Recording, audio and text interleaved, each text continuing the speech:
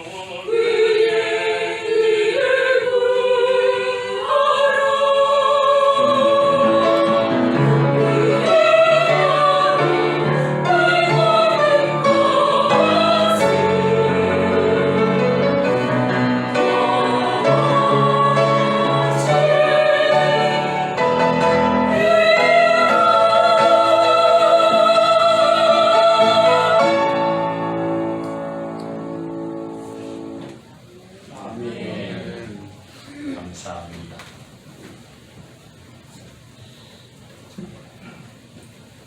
하나님의 솜씨가 늘 너무 놀랍고 오묘하다 그런 생각이 들 때가 언제냐면 봄철에 특히 그런 생각이 더 드는 것 같습니다. 딱딱한 나뭇가지를 뚫고 아주 연한 꽃잎이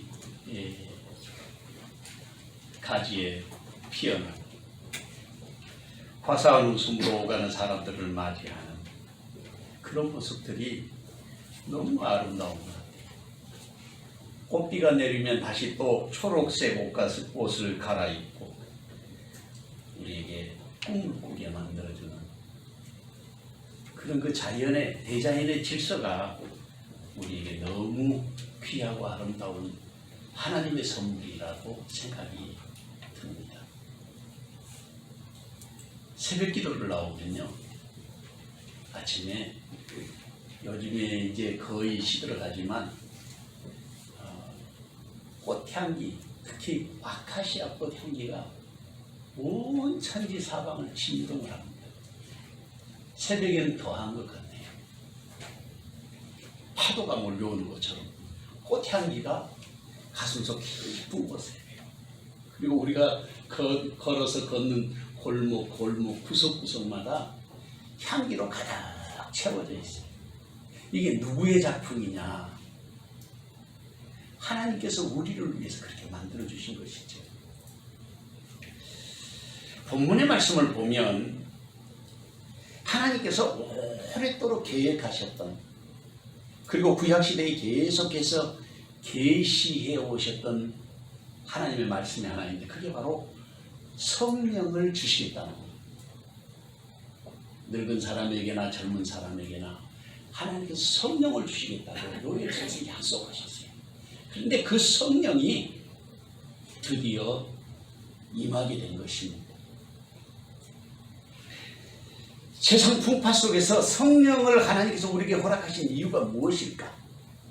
죄악된 세상에서 세상을 이겨나가기가 너무 어려우니까 그것을 이길 수 있는 힘을 주시고 우리를 도와주시기 위해서 성령을 우리에게 보내시고, 그리고 또 우리에게 여러 가지로 은사를 주시고 직분을 주시고 사역을 할 수 있도록 도와주시는 것은 우리의 삶을 유익하게 하기 위해서. 성령은 하나님께서 우리에게 주신 것입니다. 그런데 성령은 우리가 이해할 수 없는, 그리고 성령을 완전하게 우리는 알 수 없는 분이라는 사실을 늘 우리가 알고 있어야 됩니다. 자기의 경험과 지식을 통해서 아는 것만큼, 경험한 것만큼만 하나님을 알 수 있어요. 성령은 흔히 영어로는 Holy Spirit, 그러니까 거룩한 영, 헬라어로는 하기오스 푸니마토스라고 그러는데 거룩하신 하나님의 영이라는 뜻이에요. 그렇기 때문에 이 거룩하신 하나님의 영은 우리가 다 알 수 있는 것이 아니에요. 목사라고 다 아는 게 아니고, 그리고 우리가 성령을 경험하고 은사를 받았다고 해서 다 아는 게 아닙니다. 그것은 지극히 일부분에 불과한 거예요. 그렇기 때문에 우리 자신들의 부족함과 연약함을 이해하고 그것을 통해서 하나님의 사역을 조금이라도 이해할 수 있다면 우리에게 있어서 우리의 신앙과 우리의 지식의 영역을 넓혀갈 수 있는 길이 될 것입니다.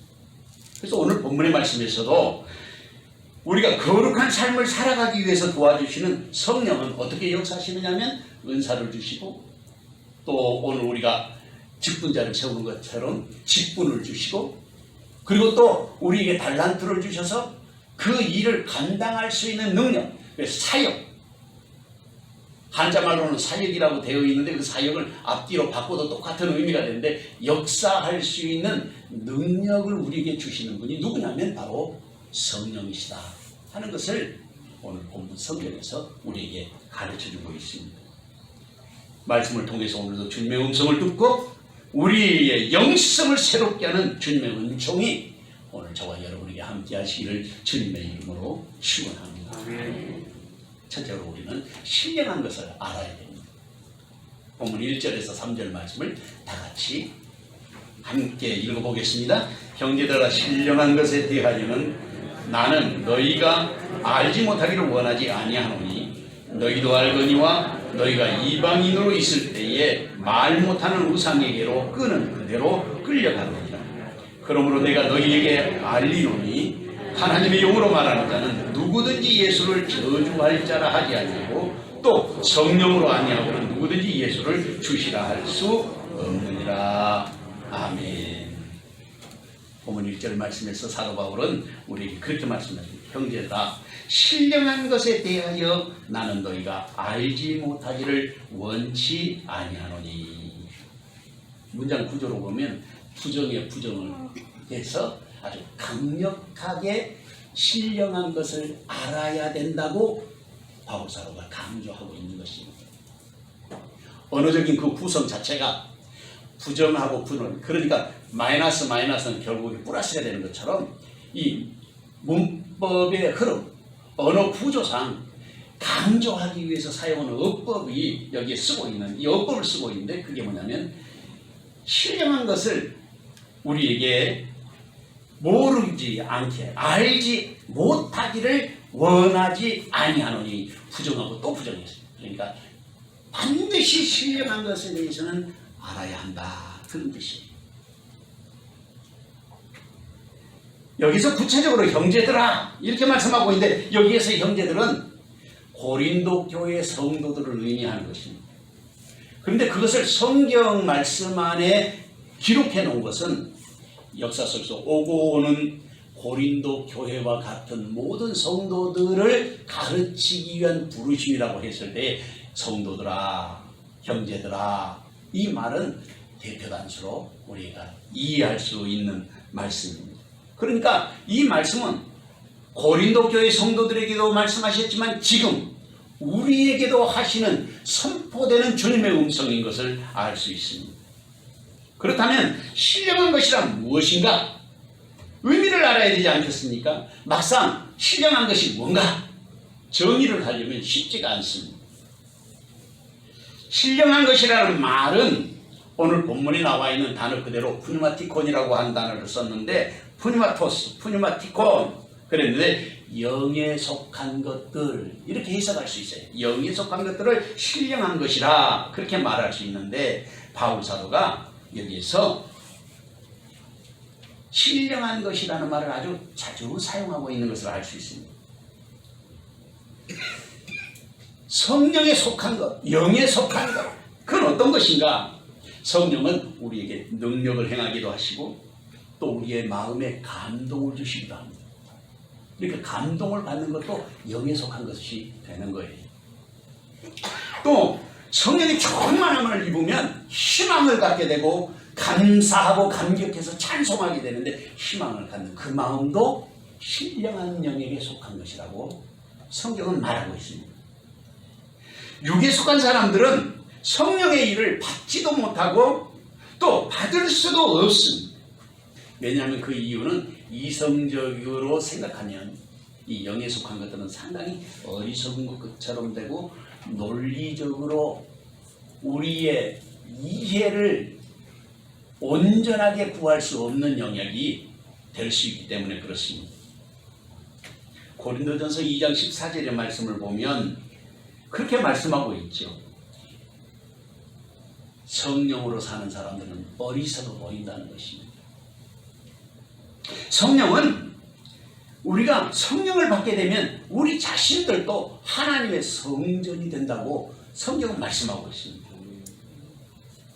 그러니까 성령은 말씀을 기쁨으로 받아서 예수님을 본받아 살아갈 수 있도록 도와주시는 그런 일들을 하고 있는 것입니다. 그래서 우리가 신령한 것들에 대해서는 배우고 공부하고 그리고 그 안에 내가 살아가야 하는 것입니다.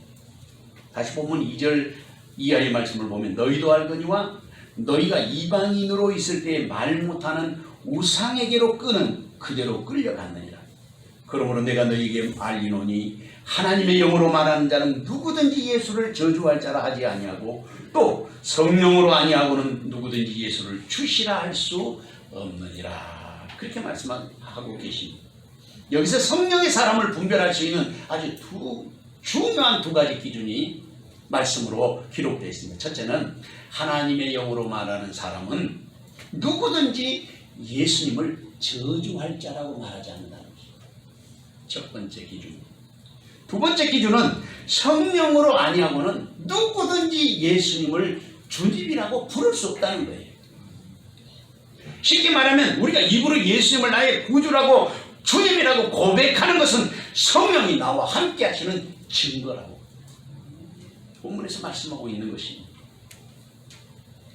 내가 주님이라고 예수님을 고백하는 것 자체가 성령이 나와 함께 계시기 때문에 그것을 고백할 수 있다고 말하고 있습니다. 그러니까 예수님을 주님으로 부르는 사람은 누구든지 하나님의 사람이고 예수님을 주님이라고 부르는 사람은 누구든지 성령의 사람이라는 것을 알 수 있습니다. 마태복음 16장 16절에서 17절 말씀해 보면 시몬 베드로가 대답하여 이르되 주는 그리스도시요 살아계신 하나님의 아들이시니이다. 예수께서 대답하여 이르시되 바요나 시몬아 내가 복이 있도다. 이를 내게 알게 하니는 혈육이 아니요 하늘에 계신 내 아버지시니라. 그렇게 말했습니다. 주는 그리스도시요 살아계신 하나님의 아들이십니다. 베드로가 똑똑해가지고 자기가 말한 줄 알았는데 예수님이 너에게 성령께서 아버지께서 그것을 알게 하시다는 거예요. 우리가 예수님을 아는 것은 내가 알게 된 것이 아니라 성령께서 그걸 알게 하신 거예요. 그렇기 때문에 자랑할 것이 아니고 늘 우리는 겸손해야 되는 것입니다. 주님 앞에 우리가 충성하죠. 근데 그 충성할 수 있도록 하나님께서 우리에게 마음을 주시고 감동케 하시기 때문에 우리가 자랑할 것이 아니고 늘 겸손해야 되는 이유가 거기에 있는 것입니다. 그리고 바요나 시모나 예수님 그러셨죠. 이 바요나라는 말은 요나의 아들이라는 뜻이에요. 요나의 아들. 또 다른 표현으로는 바요나, 이게 영어식 표현으로는 요한의 아들. 요한의 아들 시모나 그렇게 부르죠. 이 바요나라는 말은 그런 뜻입니다. 내가 복이 있도다. 이를 내게 알게 하니는 혈육이 아니요 하늘에 계신 내 아버지시니라. 그렇습니다. 예수님을 알 수 있는 길은 오직 하나밖에 없습니다. 예수님이 우리에게 계시하여 주실 때만 우리가 아버지를 알 수 있습니다. 마태복음 11장 27절 말씀에 예수님께서 우리를 마음으로 소원하시고 그리고 우리에게 아버지를 알 수 있도록 계시하여 주신다고 말씀하고 있습니다. 누가 성령의 이끌림을 받아야 할 사람이겠습니까? 누가 성령의 이끌림을 받고 신령한 일들을 알아야 할 사람입니까? 그 자리에 주님은 지금 저와 여러분을 부르고 계시는 것입니다. 이 귀한 종이 시간 저와 여러분에게 함께 하시기를 주님의 이름으로 축원합니다. 둘째로 성령은 온갖 은사를 우리에게 주십니다. 본문 4절에서 11절 말씀을 다 같이 한 목소리로 읽어보겠습니다. 은사는 여러 가지나 성령은 같고 직분은 여러 가지나 주는 같으며 또 사역은 여러 가지나 모든 것을 모든 사람 가운데서 이루시는 하나님 같으니 각 사람에게 성령을 나타내심은 유익하게 하려 하십니다. 어떤 사람에게는 성령으로 말미암아 지혜의 말씀을, 어떤 사람에게는 같은 성령을 따라 지식의 말씀을, 다른 사람에게는 같은 성령으로 믿음을, 어떤 사람에게는 한 성령으로 병 고치는 은사를, 어떤 사람에게는 능력 행함을, 어떤 사람에게는 예언함을, 어떤 사람에게는 영들 분별함을, 다른 사람들에게는 각종 방언 말함을, 어떤 사람에게는 방언들을 통역함을 주시나니 이 모든 일은 같은 한 성령이 행하사 그의 뜻대로 각 사람에게 나누어 주시는 것이니라. 아멘. 바울 사도는 당대 최고의 지성이었어요. 가마리엘 문화에서 공부를 했지 않습니까? 그러니까 사도행전의 17장 말씀을 보면 바울 사도가 아덴을 방문했어요. 요즘 말로 아테네를 방문한 것입니다. 그 아레오바고에서 만난 사람들이 스토익 철학자들하고 에피쿠로스 학파들, 대단한 당대 철학자들이 거기에 있습니다. 그 사람들을 철학의 본고장에 가가지고 바울 사도가 그들과 논쟁했다고 했습니다.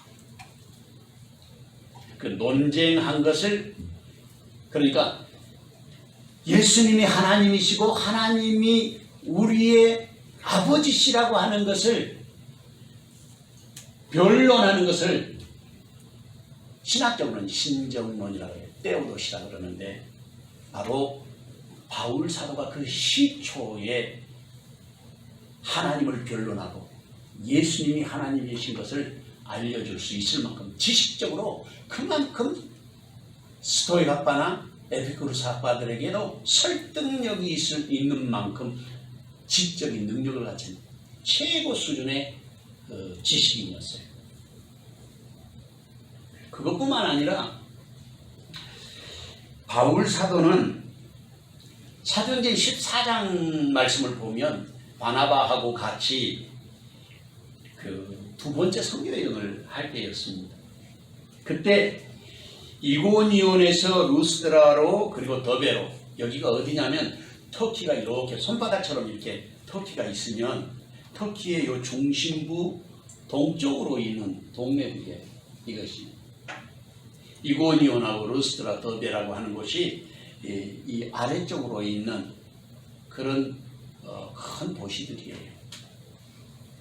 그런데 그곳에서 길을 가다가 보니까 나면서부터 안진뱅이가 된 사람이 있었어요. 그런데 말씀을 전하니까 이 안진뱅이가 예수님에 대한 그 말씀을 집중해서 듣는 거예요. 바울 사도가 쳐다보니까 그 속에 구원을 받을 만한 믿음이 있는 것을 보았다고 그랬습니다. 오늘 우리도 우리의 마음속에 말씀을 들을 때에 구원을 받을 만한 믿음이 우리 안에 있을 때 역사가 일어나는 것입니다. 우리 안에서. 그래서 바울 사도가 거기서 그 사람을 향해서 외쳤어요. 일어나 걸으라. 그랬더니 나면서부터 안진뱅인데 그가 일어나서 뛰어 걸었다고 하는 말씀이 나옵니다. 그러니까 이 동네 사람들이 깜짝 놀란 거예요. 그래서 바나바는 제우스 신이 현현하고, 그리고 제우스 신을 옆에서 돕는 신이 있는데 그 신이 헤르메스예요. 성경에는 옛날 성경에서는 수스와 헤르메스라고 나와 있는데 지금은 제우스와 헤르메스로 번역을 그렇게 해놨어요. 제우스 신이 사람의 몸을 입고 이 땅에 오셨다고 하면서 사람들이 바울과 바나바를 따라오면서 칭찬하고 찬양한 것입니다. 그만큼 바울 사도가 영적으로도 지적 수준만 높은 것이 아니라 영적인 바울 사도의 그 수준이 굉장히 깊이가 있고 능력이 있는 분이었다는 것을 알 수가 있어요. 물론 바울 사도는 셋째 하늘도 갔다가 온 그 이야기를 간증을 하지요. 바울 사도가. 그러니까 오늘 본문의 말씀에서 바울 사도가 은사에 대한 이야기를 하고 있는데, 이 은사에 대한 이야기를 바울 사도가 하지 않았으면 오늘날 많은 교회에 혼란이 왔을 수도 있습니다. 그리고 성령의 은사에 대해서 이해하지 못할 수도 있어요. 그런데 이 바울 사도가 성령에 대한 영적인 지식이 얼마나 탁월한지를 본문에서 알 수 있습니다. 4절 말씀으로 보면 은사는 여러 가지나 성령은 같고 직분은 여러 가지나 주는 같으며 사역은 여러 가지나 모든 것을 모든 사람 가운데서 이루시는 하나님은 같으니, 이렇게 해석하고 있단 말이죠. 여기서 세 가지 바울 사도가 크게 교회 안에서 역할을 교회 안에서 이루어지고 있는 여러 가지 신령한 것들에 대해서 세 가지로 크게 분류해 놨는데, 첫째는 성령은 은사를 주시는 하나님이라는 거예요. 성령. 그러니까 모든 은사, 방언하든지 예언하든지 그것을 통변하든지 능력을 행하든지 귀신을 쫓아내든지 병을 고치든지 모든 은사, 여기에서는 9가지만 기록되어 있지만 그 이외에도 성령은 수많은 것을 통해서 우리에게 돕는 역사를 이루어 가시는 것입니다. 그러니까 여기서 크게 셋으로 나눠놨는데, 첫째는 은사를 말씀하고, 은사와 직분과 사역, 이렇게 세 개를 바울 사도가 여기서 말씀하고 있어요. 그래서 은사는 카리스마톤이라 그러는데 신령한 선물. 그래서 어떤 예전에 이 은사에 대해서 많이 이야기하시던 분이 계시는데, 그분이 이제 전과하 목사님이라고 기프트 테오리, 그 은사의 신학, 이것을 이야기했어요. 은사는 철저하게 하나님의 선물이에요. 하나님이 주신 거예요. 성령께서 주신 거예요. 그렇기 때문에 누구도 그것에 대해서 비난할 수 없는 것은 하나님이 하시는 일이니까. 그것을 내가 조롱한다든지 가볍게 여긴다든지 그러면 그것은 하나님을 비난하는 일이 되는 거예요. 그리고 이 은사라는 것은, 카리스마콘이라는 것은 아무런 공로도 없이 그저 받은 거예요. 성령께서 주시기 때문에. 사랑을 주시고 은혜의 선물을 주시고 믿음을 주시고 지식을 주시고 죄를 용서하시는 이 모든 것들이 카리스마톤이라고 하는 이 은사 속에 포함되어 있는 것입니다. 그 다음에 직분이라는 것이 있죠. 우리 교회 안에서 이제 현대 교회는 목사, 장로, 권사, 집사 이렇게 모든 직분들을 가지고 있지 않습니까? 이 직분도 주님 안에서 하나라는 것입니다. 그러니까 이렇게 바울 사도가 이야기하는 것은 바울 사도의 영적인 통찰력, 그것이 이것을 바라볼 수 있게 하는 것이죠. 그래서 직분을 디아코니온이라고 그러는데, 디아코니온이라는 말은 종으로 섬기는 섬김과 봉사, 그리고 구제하고 집사의 직무를 하는 제반의 모든 사역들이 바로 디아코니온이라고 하는 단어에 속한 거예요. 직분에 속한 거예요. 거기에는 이름도 없이 빛도 없이 헌신하는 것들을 말합니다. 헌신이라는 것은 우리가 수고하고 희생해야 된다는 말이에요. 땀을 흘려서 수고해야 되는 것을 말하는 거예요. 그 다음에 세 번째로는 사역이라고 하는데, 이 사역이라는 말을 헬라어로 에네르기마톤이라고 그러는데, 이것을 에네르기마톤이라는 말은 카리스마라는 말하고 디나미스라는 단어하고 같이 써요. 은혜라는 단어하고 하나님의 능력이라는 단어가 여기에 사역 속에 늘 같이 다니는 단어예요. 그래서 우리가 하나님의 사역을 할 때에 능력을 주시고 하나님의 사역을 할 때에 하나님께서 은혜를 주셔서 우리가 그 일을 감당하게 하신다는 것입니다. 그게 세 번째로 말하는 사역 속에 포함되어 있는 의미입니다.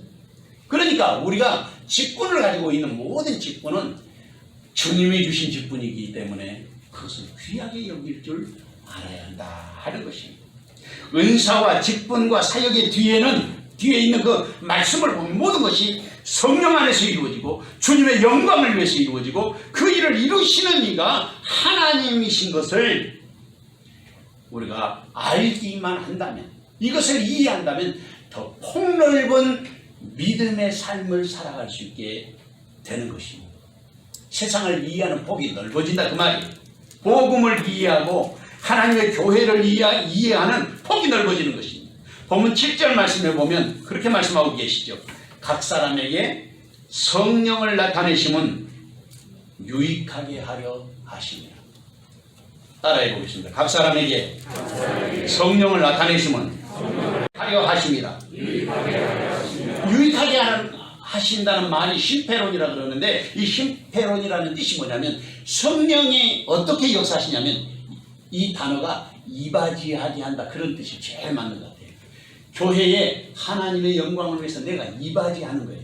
내가 섬기기를 다하고 내가 무엇인가 돕는 자가 되고 이바지하는 자가 된다. 우리말에 이 이바지라는 말이 심폐로나고 가장 적합한 말이라고 생각이 들어요. 그러니까 성령을 우리에게 주시는 이유, 은사를 주시는 이유가 무엇인가? 그리고 우리에게 주님 안에서 각각 직분을 주시는 목적이 무엇이냐면 유익하게 하기 위해서인데, 그 유익하게 한다는 말이 뭐냐면 하나님의 영광을 위해서 우리가 개인이 이바지할 수 있도록 돕는 자가 되고 거기에 유익을 주는 사람이 되도록 하기 위해서 하나님께서 우리에게 성령으로 은사를 주시고 직분을 주시고 사역을 허락하여 주신다는 것입니다. 그러니까 이 말씀을 보면 참 놀라운 것은 바울 사도가 아니었으면 이런 은사에 대한 이해라든지 또 영적인 신령한 것에 대한 분석이라든지 이런 것을 우리가 어떻게 할 수 있겠습니까? 저는 어렸을 때부터 자라면서, 교회 안에서 자라면서 성령의 은사에 대해서 저는 듣지 못하고 자랐어요. 그저 성경에 기록된 초대교회를 세우시기 위한 특별한 성령의 역사로만 은사를 배웠습니다. 아직도 그렇게 가르치는 교회가 있습니다. 또 그렇게 가르치는 주의 종들도 있습니다. 그분들은 마치 장님이 코끼리를 만져보고 다리를 만진 사람은 이거는 코끼리는 기둥같이 생겼더라 이렇게 말하는 것과 똑같아요. 성령은 하나님이시기 때문에 그 하나님을 우리가 다 이해할 수 없어요. 자기가 경험한 것까지만 이해하는 것입니다. 그런 의미에서 오늘 본문에 바울 사도는 우리에게 우리의 그 눈을 열어주는, 영적인 안목을 열어주는 굉장한 일을 하고 있다, 그렇게 말할 수 있을 것입니다. 성령의 역사는 지금도 기도하는 사람들을 통해서 역사되고 있습니다. 하나님의 사역은 우리의 이성의 차원을 넘어서 역사하시는 하나님의 영역, 신적인 영역입니다. 다양한 하나님의 은사, 성령의 은사와 직분과 역사를 우리가 인정하고 그것을 분별할 줄 알아야 되는데, 그것은 시간이 흐르면서 교회 안에서 열매를 통해서 나타나는 것입니다. 그 사람의 삶을 통해서 교회 안에 열매가 맺혀지는데 그것이 성령이 하시는 일이에요. 본문 8절의 말씀을 보면 우리에게 아주 귀중한 교훈, 성령에 대한 이해를 깊이 해주는 말씀들이 있는데 9가지 성령의 은사를 기록해 놓았습니다. 은사가 9가지라는 뜻이 아니라 대표적인 9가지 성령의 은사를 기록해 놨다, 이렇게 이해하는 것이 더 정확할 거예요. 어떤 사람에게는 성령으로 말미암아 지혜의 말씀을, 어떤 사람에게는 같은 성령을 따라 지식의 말씀을, 다른 사람에게는 같은 성령으로 믿음을, 어떤 사람에게는 한 성령으로 병 고치는 은사를, 어떤 사람에게는 능력 행함을, 어떤 사람이 예언함을, 어떤 사람이 연결 분별함을, 다른 사람들에게는 각종 방언만함을, 어떤 사람에게는 방언들 통역함을 주시나니, 이렇게 9가지를 말씀하고 있습니다. 처음에 방언 은사를 받았는데요, 방언 은사 안 받은 사람은 예수 믿는 사람도 아닌 것 같아요. 영적인 교만함이 와요. 영안이 열려서 환상을 보죠. 그러면 자기가 막 최고인 것처럼 생각해요. 그런데 우리의 실상은 다 똑같아요. 우리는 다 죄인이에요. 예수님의 피로만 구원받을 수 있는 것입니다. 예수님의 보혈로만 우리가 의롭다 하심을 입을 수 있어요. 문제는 성령이 역사하시는 것을 사탄도 흉내를 내기 때문에 우리가 분별할 수 있어야 되는데, 그 분별은 시간이 흐르면서 교회 안에서 열매로 알 수 있습니다. 그게 악한 영이 역사하는 것인지 성령이 역사하시는 것인지는 그것으로 알 수 있어요. 그러니까 우리에게 있어서 은사를 주시는 그 목적이 뭐냐면 유익하게 하기 위함이라, 이렇게 말씀하고 있잖아요. 그러니까 이 모든 은사가 하나님의 교회를 유익하게 해야 되고 하나님께 영광이 되어야 하고, 그리고 둘째로는 우리 교회의 덕을 세우는 데 쓰임받아야 돼요. 교회의 유익이 되도록 쓰임받아야 되는데, 그 은사들이. 세 번째로는 개인적으로도 하나님의 영광을 위해서 많은 사람들에게 빛이 되는 자리에 있어야 하는 것입니다. 여기에 성령께서 하시는 일에 대한 이해를 하게 되면 우리가 서로에게 격려하고 칭찬하고, 그리고 내가 갖지 못한 하나님의 은사에 대해서 감사하고 나도 부러워할 줄 아는 그런 마음의 자세를 가져야 한다, 그 말이죠. 이 모든 일은 성령께서 자기의 뜻대로 하신다고 말씀하고 있어요. 오늘 본문에 그렇게 기록되어 있잖아요. 그의 뜻대로 각 사람에게 나눠주시는 것이니라. 성령의 은사는 직분과 사역은 첫째 하나님의 영광을 위한 것인가, 둘째로 교회의 유익을 위한 것인가, 셋째로는 자신의 삶을 통해서 그리스도인으로서 주님의 영광을 드러내는 그런 은사인가 생각하고 늘 자신의 삶을 말씀에 메어놓아야 하는 것입니다. 로마서 12장 6절에서 7절 말씀을 보면 우리에게 주신 은혜대로 받은 은사가 각각 다르니 혹 예언이면 믿음의 분수대로, 혹 섬기는 일이면 섬기는 일로, 혹 가르치는 자면 가르치는 일로, 혹 위로하는 자면 위로하는 일로, 구제하는 자는 성실함으로, 다스리는 자는 부지런함으로, 긍휼을 베푸는 자는 즐거움으로 할지니라. 우리의 영적인 신령한 것에 대한 방향성을 여기서 제시해 놓고 있는 것입니다. 사랑하는 성도 여러분, 그러니 과하면 허물이 된다고 말하지 않습니까? 성경은 우리에게 정확하게 우리의 자리를 가르쳐주고 있습니다. 우리에게 주신 은혜대로 받은 은사가 다르기 때문에 예언한 사람은 믿음의 분수대로 해야 됩니다. 섬기는 일을 하는 사람은 섬기는 일로 감사해야 합니다. 가르치는 사람은 가르치는 것에 감사하고, 위로하는 사람은 위로하는 일로, 그리고 구제하는 사람은 성실함으로 해야 됩니다. 그리고 다스리는 자는 부지런함으로, 긍휼을 베푸는 자는 즐거움으로 하라고 했습니다. 누가 성령의 은사로 부유한 사람이 되어야 하겠습니까? 누가 성령께서 유익하게 하신 것을 누리는 사람이어야 하겠습니까? 누가 하나님의 교회에 아름다운 덕을 세우는 성령의 사람이 되어야 하겠습니까? 그 자리에 주님은 지금 저와 여러분을 부르고 계시는 것입니다. 이 귀한 종이 시간 저와 여러분에게 함께 하시기를 주님의 이름으로 축원합니다. 셋째로 우리는 성령 안에 있습니다. 본문 12절 13절 말씀을 다 같이 한 목소리로 읽어보겠습니다. 몸은 하나인데 많은 지체가 있고 몸에 지체가 많으나 한 몸인과 같이 그리스도도 그러하니라. 우리가 유대인이나 헬라인이나 종이나 자유인이나 다 한 성령으로 세례를 받아 한 몸이 되었고 또 다 한 성령을 마시게 하셨느니라. 아멘.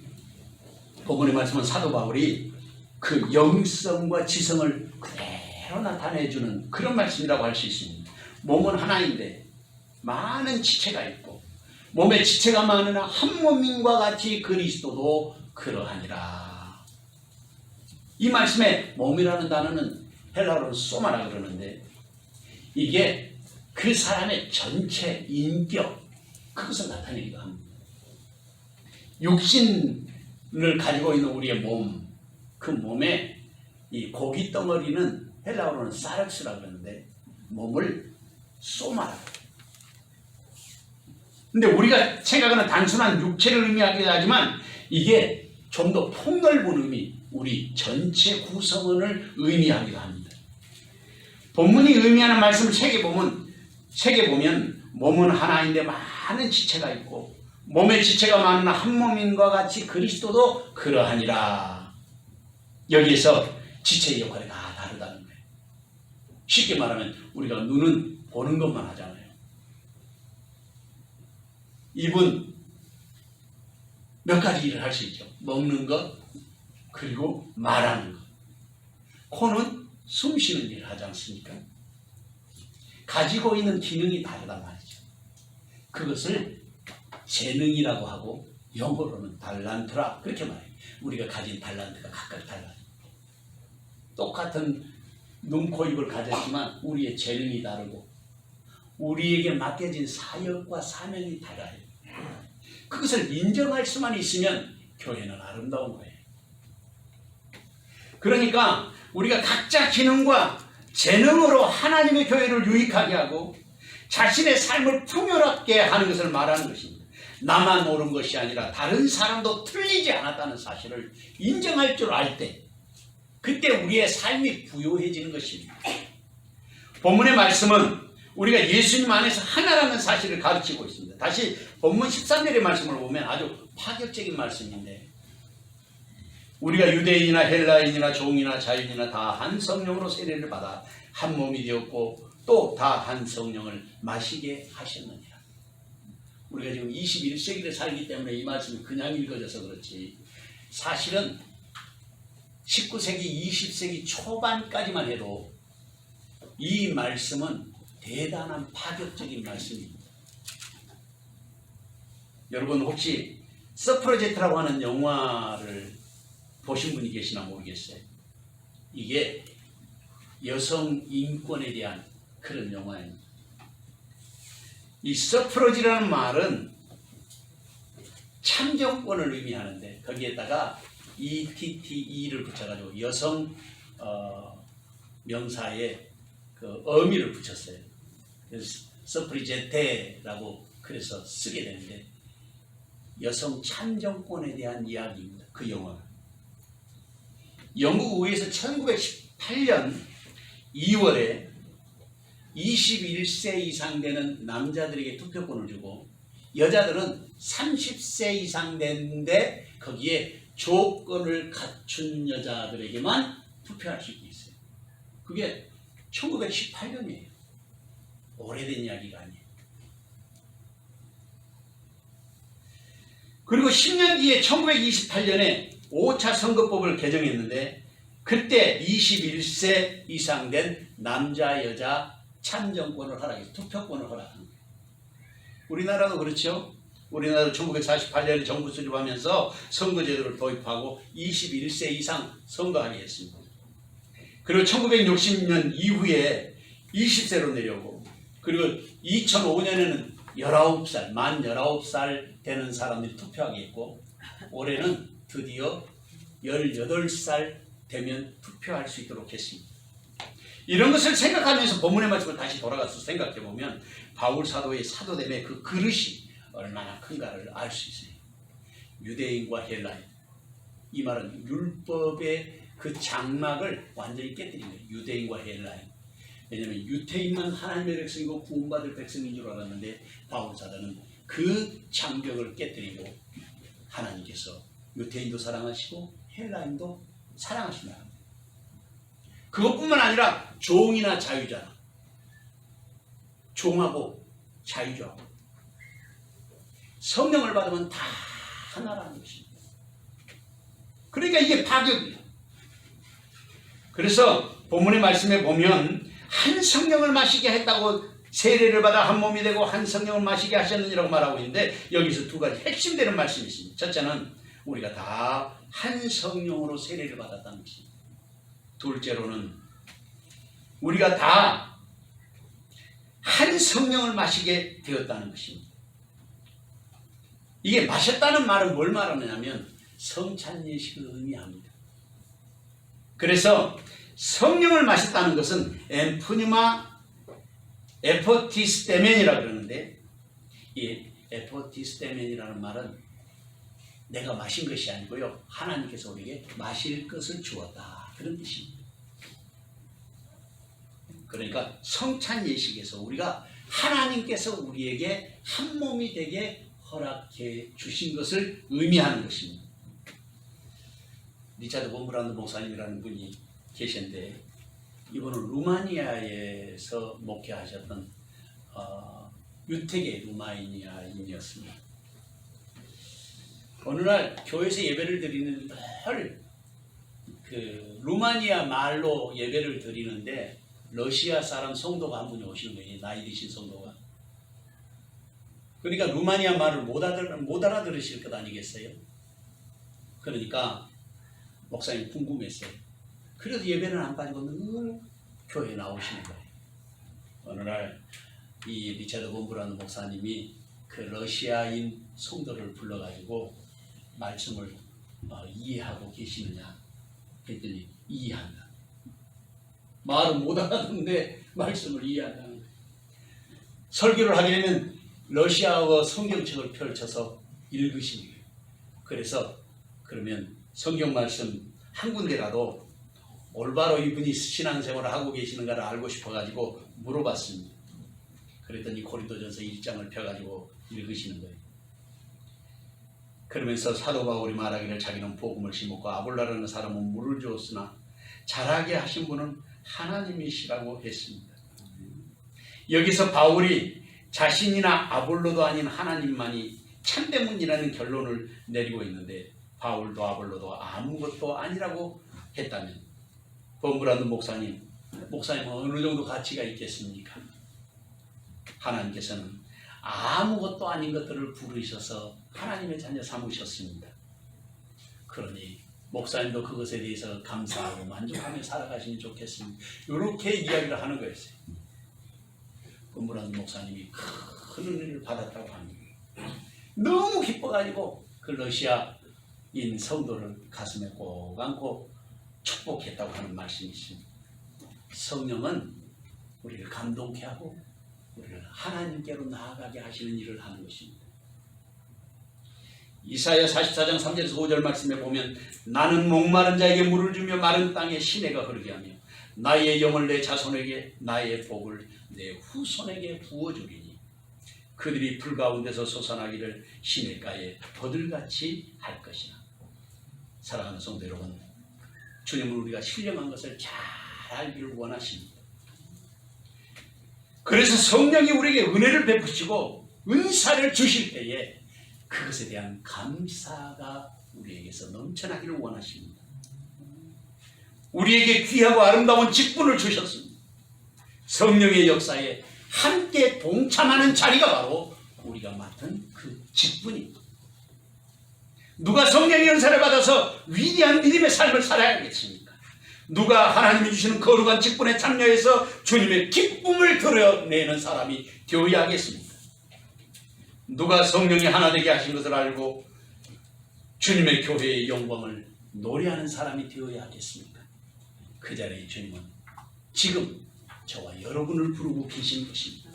이 귀한 종이 시간 저와 여러분에게 함께 하시기를 주님의 이름으로 축원합니다. 사랑하는 주님, 주의 은혜와 사랑을 감사합니다. 오늘도 우리를 유익하게 하기 위해서 성령을 허락하시고 믿음으로 서게 하셨사오니 이 일을 통하여 아버지께 영광되게 하시고 주님의 교회가 든든히 세워져 나가게 하옵소서. 예수님의 이름으로 기도하옵나이다. 아멘. 이 시간에는 우리 집사 권사님 취임과 안수 예식을 거행하도록 하겠습니다. 우리 취임하시는 집사님 이 시간에 일어나시기 바랍니다. 이창민 전체가 일어나시기.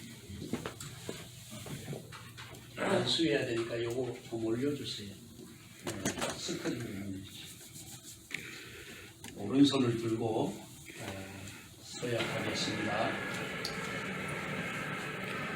신구약 성경은 하나님의 말씀이요 또 신앙과 행위에 대하여 정확 무오한 유일의 법칙으로 믿고 따르기로 서약합니까? 네, 서약합니다. 이렇게 하시면 되겠습니다.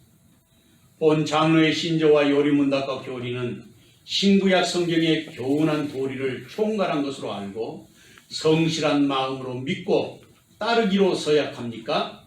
네, 따르기로 서약합니다. 이 지교회의 집사의 직분을 받고 하나님의 은혜를 의지하여 진실한 마음으로 교회를 봉사하고 헌금을 수납하며 구제에 관한 일을 하시기로 서약합니까? 네, 서약합니다. 예수 그리스도의 청지기로서 본 교회의 화평과 연합을 위해 충성하며 교회의 어른들을 존경하기로 서약합니까? 네, 서약합니다. 네, 서약하셨습니다. 자리에 앉으시기 바랍니다. 권사님 두 분 일어서시기 바랍니다. 서약하도록 하겠습니다. 오른손을 들고 하나님과 교회 앞에 서약하겠습니다. 여러분은 본교의 권사로 택함을 받았은즉 당회의 지도대로 궁핍한 형제와 어려움을 당한 교우를 신방하고 위로하며 맡은 일에 충성하기로 서약합니까? 네, 서약합니다. 본교회와 교회의 화평과 연합을 위해서 그리고 성결을 위해 전력하기로 서약하십니까? 네, 서약합니다. 네, 손 내리고 자리에 앉으시기 바랍니다. 우리 교우들에게 묻겠습니다. 교우들이 손을 들고 서약하겠습니다. 세영교회 교우들이여, 여러분들이 택하여 세운 이창영 그리고 박계순 이수갑 씨를 본교회 집사로 그리고 권사로 모시고 성경과 교회 정치의 가르침 바대로 주 안에서 존경하고 위로하며 순종하기로 서약합니까? 네, 서약하셨습니다. 이제 권사님 안수는 우리 이수갑 권사님은 원래 우리 교단에서 오셔서 안수받고 오셨기 때문에 안수 집사님하고 우리 이수갑 권사님은 그대로 인정을 하고 다시 두 번 안수하는 것이 아니니까 우리 박혜순 권사님만 이 시간에 안수하도록 하겠습니다. 우리 장로님들 등단해 주시면 권사님 올라오시죠.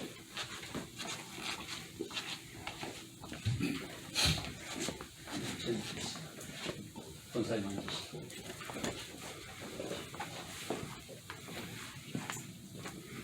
손 머리 안에 얹으시고 같이 기도하겠습니다. 사랑과 자비가 풍성하신 아버지 하나님, 이 시간 박혜순 씨가 권사로 취임하기 위하여 하나님 앞에 무릎을 꿇었습니다. 주님께서 여러 여종들을 귀히 쓰시기 위해 선택하시고 귀한 직분을 맡겨주심을 진심으로 감사를 드리옵나이다. 능력이 충만하신 하나님, 간절히 비옵기는 권사의 직분은 주님의 몸된 교회의 중요한 직책이오니 이 직분을 잘 감당할 수 있도록 성령님의 충만한 은혜와 능력을 부어 주시옵소서. 권사의 직분은 교역자를 도와 궁핍한 자와 어려움을 당한 교우들을 신방하고 위로하는 직책이오니 온유하고 겸손하게 하시고 인자와 긍휼과 사랑으로 덧입혀 주시사 맡겨진 직무를 잘 감당하는 여종이 되게 하옵소서. 아멘. 권사의 직분은 교회의 덕을 세우며 교회 화평을 도모하는 데 힘써야 하는 직책이오니 자신을 주님께 드리며 그리스도의 사랑의 화신이 되게 하시고 화목해 하라신 주님의 분부하심을 몸소 실천하는 여종이 되게 하옵소서. 아멘. 권사의 직분은 항존직이오니 취임하는 이 순간의 감격과 서역한 결심이 영원히 변치 않게 하사 즐거우나 괴로우나 소임에만 충성하게 하옵소서. 아멘. 육신의 건강도 주시고 여종의 가정의 평강과 물질의 축복도 풍성히 허락해 주셔서 주님의 몸된 교회를 섬기는데 부족함이 없는 종들이 되게 하옵소서. 아멘. 예수님의 이름으로 기도하옵나이다. 아멘. 이제 권사님 일어나셔서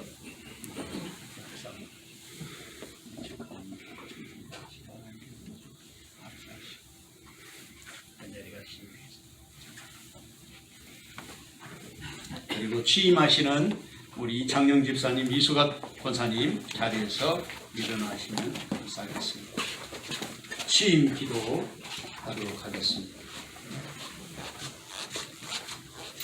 역사를 섭리하시는 살아계신 아버지 하나님, 이창영 씨가 세영교회 집사로 그리고 이수갑 씨가 세영교회 권사로 취임하게 하시니 감사합니다. 주님께서 쓰시기 위해서 성별한 귀한 종들이오니 이 직책을 감당할 수 있는 능력과 지혜와 건강을 더하여 주시옵소서.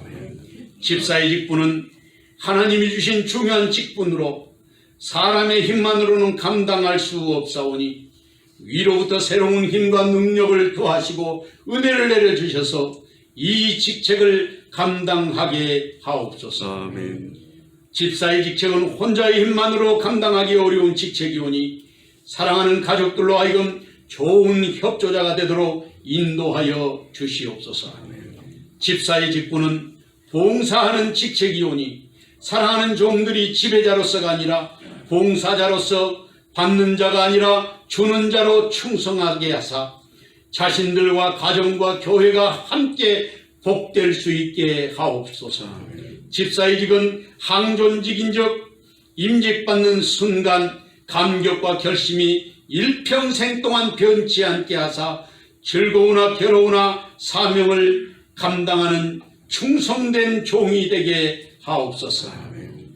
권사로 주님께서 세워주신 사랑하는 이수각 씨가 권사로 취임하여 하나님 앞에 자신을 드리기로 작정하고 서원하였었습니다. 주님께서 귀하게 쓰시기 위해서 선택하셨사오니 권사의 직분을 맡겨주심을 감사하며 주께 영광되게 하옵소서. 권사의 직분은 교역자를 도와 궁핍한 자와 어려움을 당한 교우들을 신방하고 위로하는 직책이오니 온유하고 겸손하게 하시고 인자와 긍휼과 사랑으로 덧입혀 주사 맡겨진 직분을 잘 감당하는 여종들이 되게 하옵소서.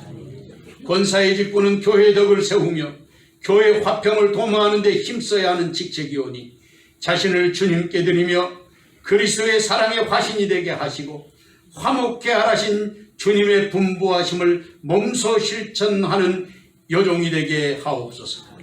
권사의 직분은 항존직이오니 취임하는 이 순간 감격과 서약한 결심이 변치 않게 하옵소서. 즐거우나 괴로우나 소임에만 충성하게 하시고 육신의 건강도 허락하사 여종의 가정과 그리고 사랑하는 남종의 가정의 평강과 물질의 복도 더하여 주옵소서.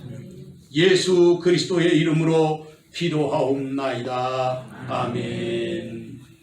이 시간에는 세 분 다 그대로 자리에 일어서서 선포하겠습니다.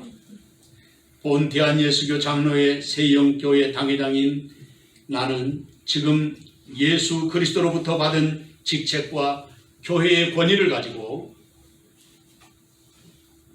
이창영 씨가 대한예수교 장로회 안수집사 된 것을, 그리고 이수각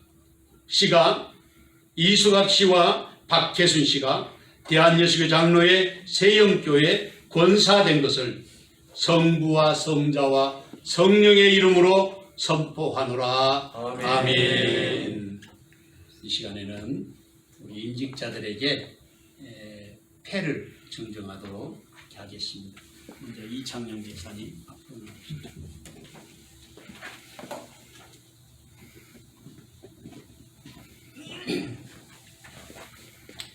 안수집사 취임패.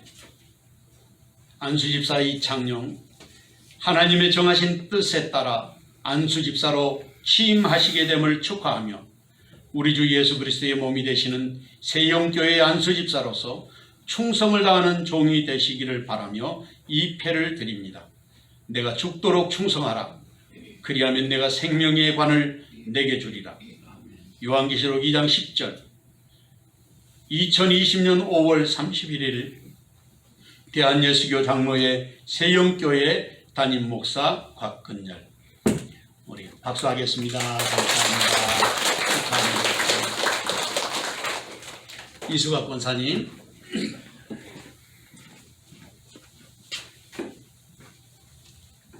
집사님 여기 앞에 서시면 잠깐 서 계셔요. 권사 취임패 권사 이수가 하나님이 정하신 뜻에 따라 권사로 취임하게 됨을 축하하며 우리 주 예수 그리스도의 몸이 되시는 세영교회 권사로서 충성을 다하는 종 되시기를 바라며 이 패를 드립니다. 이하 동문. 감사합니다. 박혜승 권사님 서 계셔요. 권사님 여기 서 계셔. 여기 앞에 서 계셔. 권사 임직패, 권사 박혜순, 하나님의 정하신 뜻에 따라 권사로 임직하게 됨을 축하하며 우리 주 예수 그리스도의 몸이 되는 세영교회 권사로서 충성을 다하는 종 되시기를 바라며 이 패를 드립니다. 이하동.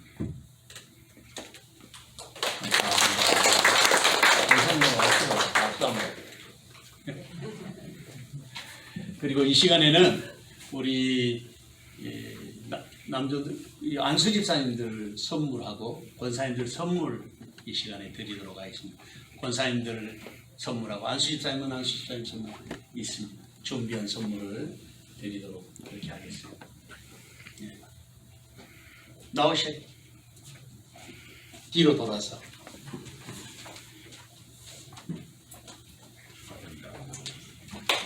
박수하겠습니다.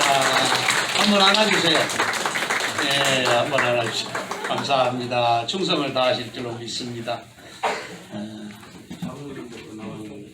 장로님들 선물도 있어요. 이제 보니까.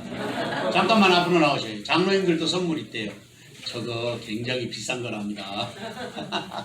장로님들이 우리 임직자들에게 선물 드리겠습니다. 저는 당에서 드리는 겁니다. 예. 장로님들이 감사합니다. 한번 손 좀 잡아주세요. 예. 헌금은 헌금은 이렇게 가져오셔서 제가 광고하는 동안에 하나님 앞에 예물 드리도록 하겠습니다. 오늘 임직하신 우리 세 분에게 주의 이름으로 축하를 드립니다. 오늘이 또 우리 교회의 창립 기념주일이기도 합니다. 그래서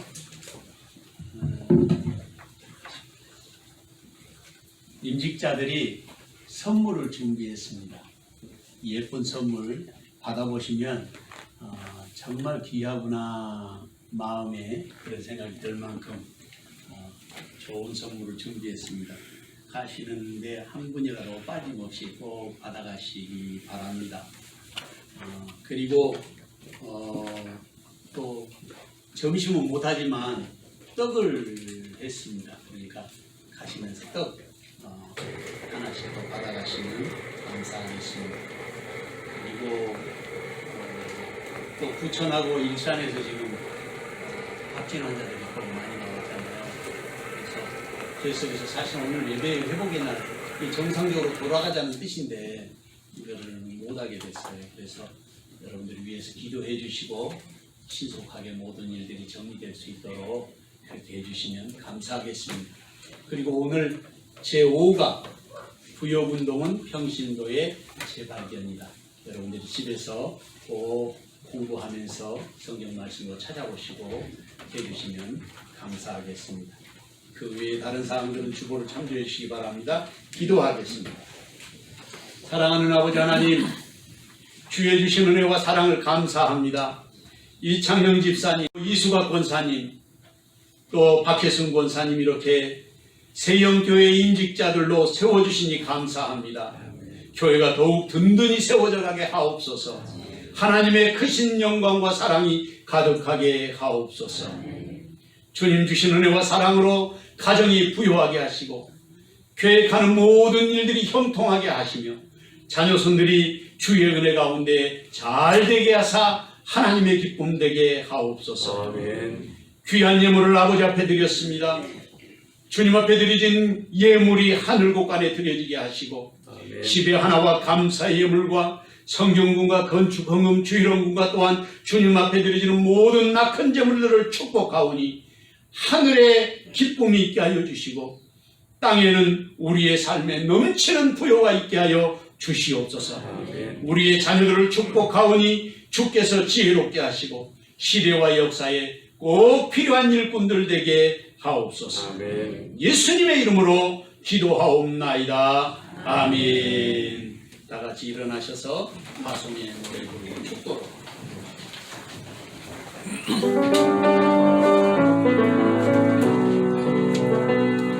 우리 많은 위에 주의 영광이 있으니 영광의 왕 함께 하시니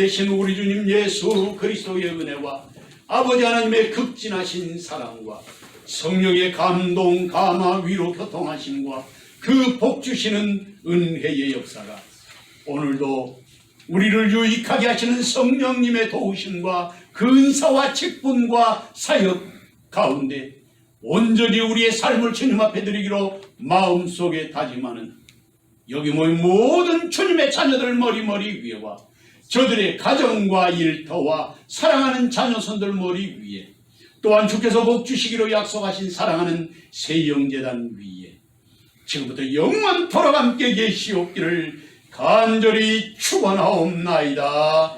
아멘.